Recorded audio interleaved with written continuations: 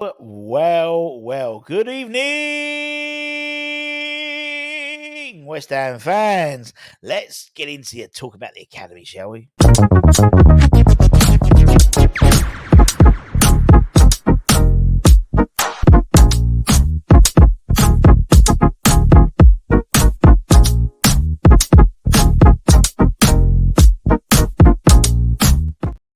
Yes, everybody, what's the West Ham Network? Hope you're safe and well. Thank you. We hit 24,000 subscribers yesterday. That was amazing, but thank you so much. Now, we've had the Hammers headlines. We spoke about Jared Bowen update about his injury. We've had the player ratings and the Wolves game. But what we always do every week is dedicate 10, 20 minutes to the academy. Just the academy, looking at the players who have been going out on loan from the academy players. We did all the first teamers in Hammers headlines, but the academy players, how well they performed on loan. We also talk about any news that's affecting the academy in the last week or so. And then we look at talking about the games that have affected the under 18s and the 21s this weekend. And there's been a lot's happening. Been a busy week so far when it comes to the Hammers and it comes to the academy. So let's get into it straight away. Let's start with when I share my screen might help. Ever the professional button. Let's start with Freddy Potts, shall we? Freddy Potts, what a man. Freddy was playing in the EFL Trophy final at Wembley on Sunday. Quite an achievement, really. And he was unfortunately, they lost.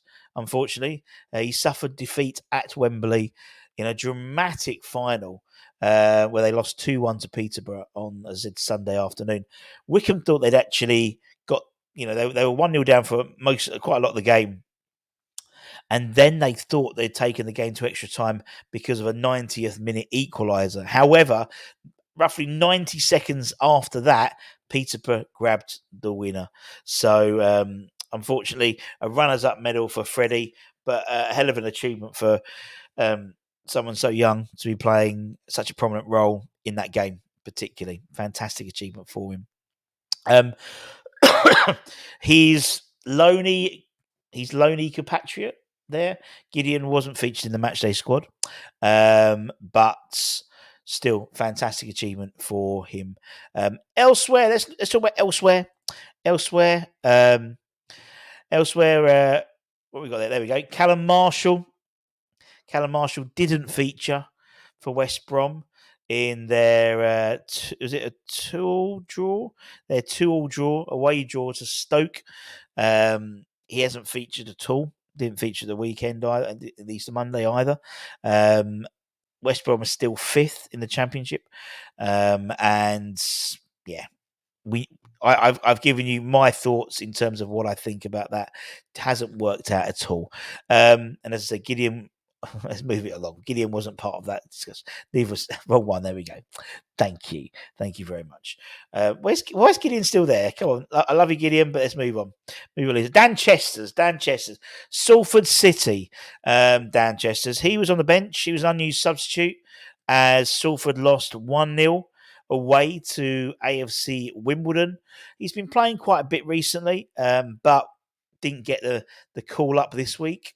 Looking at Kian Forson for Dagenham Redbridge, another 90 minutes under his belt. Literally, he's played literally every minute since his loan spell. It's been quite amazing. They lost 3-2 away to Woking. And in terms of other loan spell people, we've got Heggie at Den Bosch. They actually play Young Ajax tonight in the Dutch second division. So not a glittering week when it comes to the loan signings in terms of the loan players, but these things happen. So yeah, well, maybe a better week next week. Let's hope. Let's talk about the games that have been happening for the under 21s and the under 18s. Let's start with the under 21s on Friday night. I was there, gave a little post match review, instant reaction, as Steve Potts' boys won. They won. Well, it should have been more comprehensively, I would suggest, to be perfectly honest. They beat Derby County under 21s 3-2 at Rush Green. Kicked off, great early goal from Lewis Robinson. There he is. He's my pick. He's my pick for the next one. He had a great game. He was my man of the match. Great game. And then they equalised shortly after, if I remember, and they went into the break 1-1.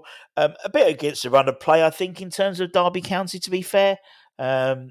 Second half, we were still pressing, got a bit scrappy in that second half a little bit. And then, a bit of skill, a bit of really nice football.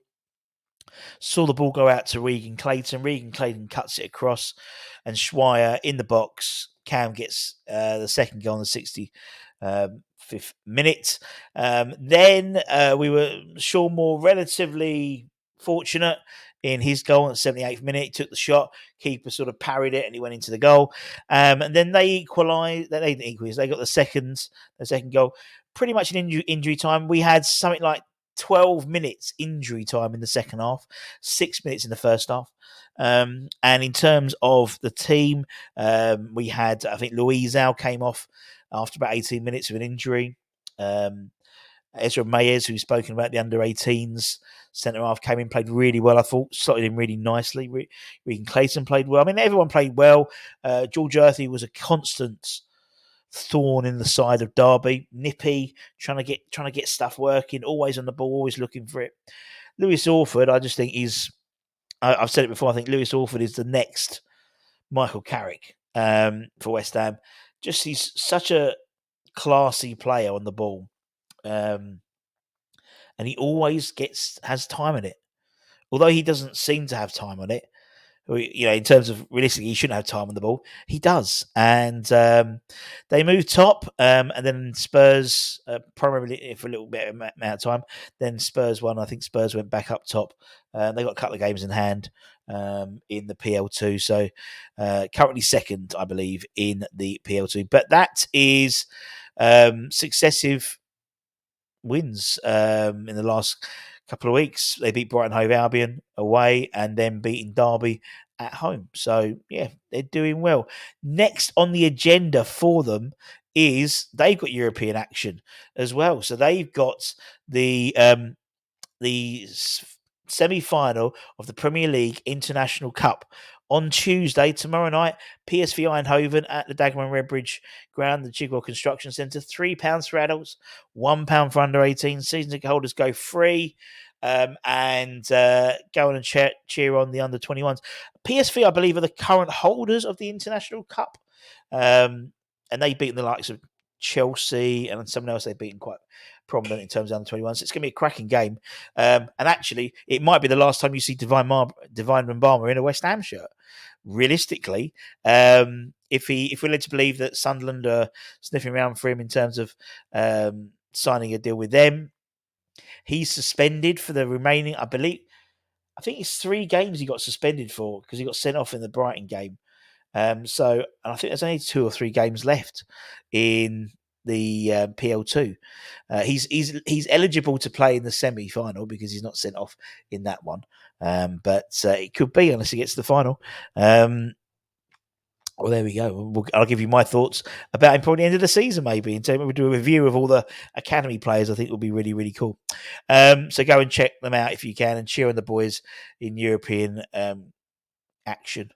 And then obviously 2 days later, we've got Leverkusen now with the first team. Elsewhere, so with the under-18s, not a great game for them, not a great week for them. Obviously, the under-21s won, but the under-18s lost. They lost to Chelsea 4-3 at the Cobham Training Ground. That's a setback in their PL2 title hopes.